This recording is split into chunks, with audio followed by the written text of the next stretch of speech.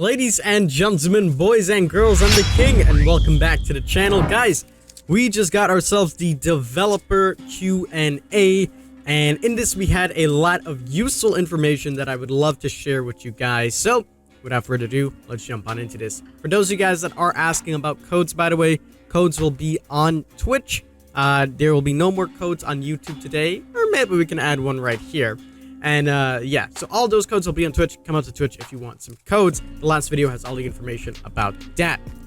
Let's get some news out of the way. To start things off, they gave us some statistics for DBD. I love statistics. You guys know me. I am a statistics guy.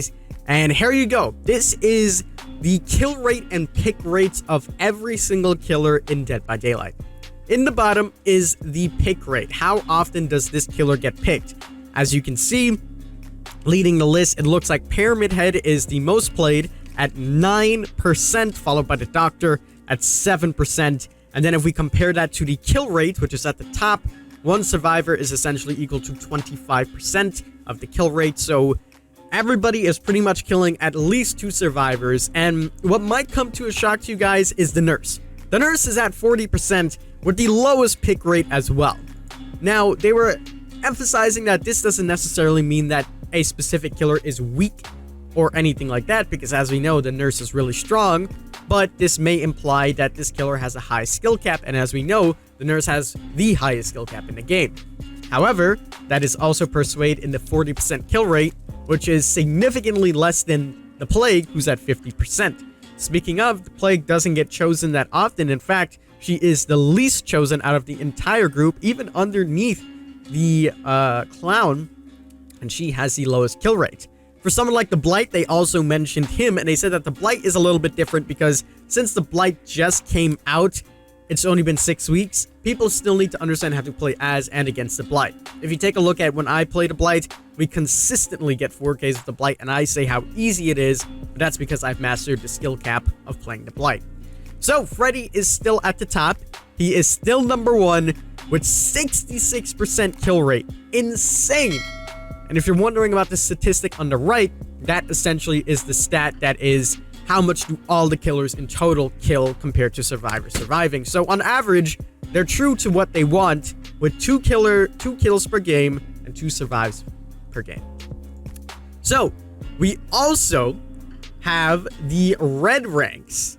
So obviously you guys know we talk about red ranks the most. We love red ranks, and this is typically how some of the more experienced Dead by Daylight players talk about the game. We kind of forget about all the ranks. Take a look at how exponentially different these statistics are. Freddy is at a whopping 75% compared to the 66% that it was at.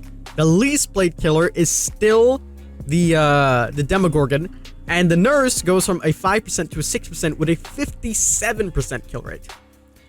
Pretty much everything is typically the same. We see that the Wraith actually moves up, which is interesting. We have the Spirit pretty much stays the same. The Pig actually drops down a couple tiers, and Leatherface and the Doctor take over. If you're wondering about the Pig, they mentioned it in the stream as well. Pig is definitely a weak killer, great in the right hands, but there's reasonings and a lot of things behind that. So this is basically the stats that they have.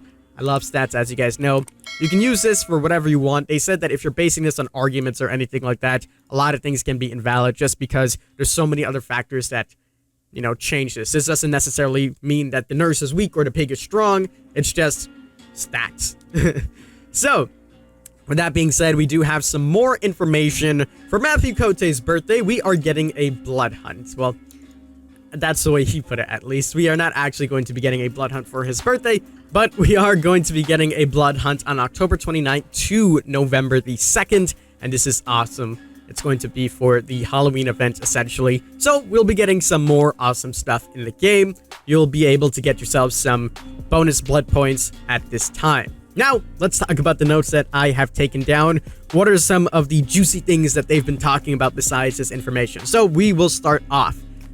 The question was, what killer is going to be reworked next? And the answer was the Clown. So we can expect some changes to the Clown coming in the near future, similar to how we've seen changes to all of the previous killers on the previous updates. So Clown is next.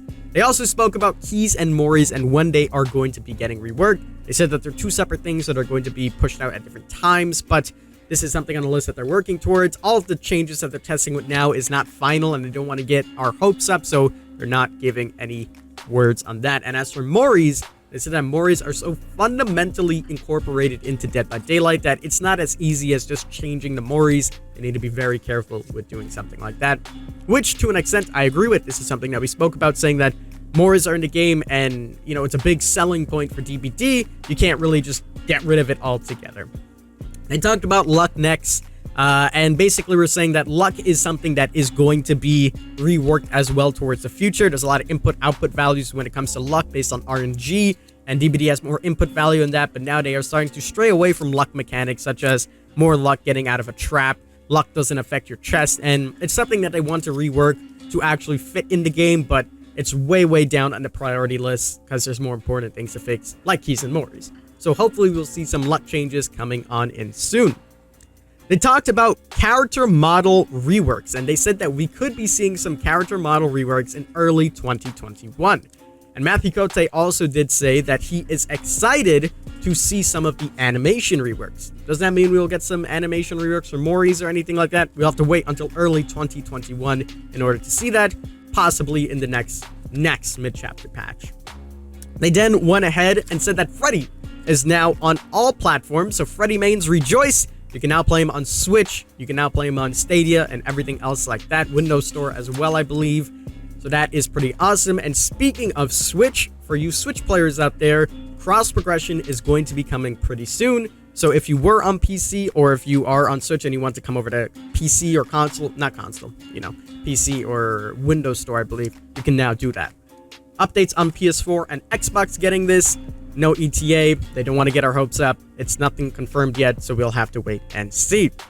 How about this? We got some perks that are going to be getting reworked coming on in the future, which is awesome.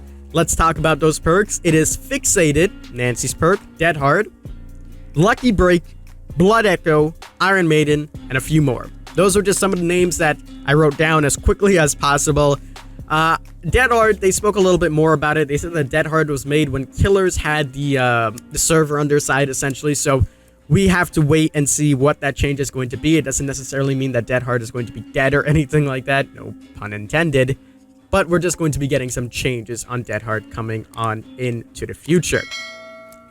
There was a question talking about Legion and if they are going to get any Legion changes.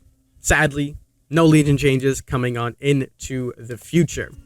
Next up, they asked about personal statistics. Will we be seeing any personal stats coming on into DBD? Something that I have wanted for a very, very long time. The answer to that, sadly, is no, but maybe. It was really a gray area. They said that this is something that they want to do, but none of the statistics that we had from before will be there, so we'll basically have blank stats. We have to fill them out now, so people with like 5,000, 6,000 hours would be kind of disappointed.